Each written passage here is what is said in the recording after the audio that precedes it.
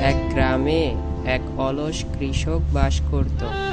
সে কোনো কাজ করত না, তাই তার সংসারে অভাব ছিল। একদিন সে তার বউয়ের সাথে ঝগড়া করে বাড়ি থেকে চলে যায়। পথে এক কৃষকের সাথে তার দেখা হয়।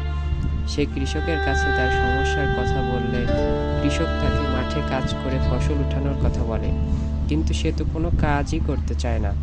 দূর যাওয়ার পর এক কচ্ছপের সাথে তার দেখা হয়।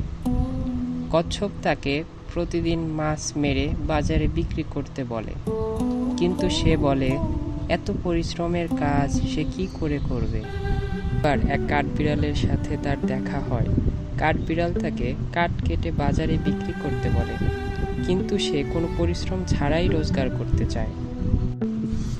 টুনটুনি পাখিটি সবকিছু দেখছিল, তাই সে কৃষককে ডেকে বলে, আমি একজনকে চিনি যে আপনাকে পরিশ্রম ছাড়া কাজ দিতে পারে। সে টুনটুনির কথা মতো শেয়াল পণ্ডিতের বাড়ির দিকে যেতে থাকে।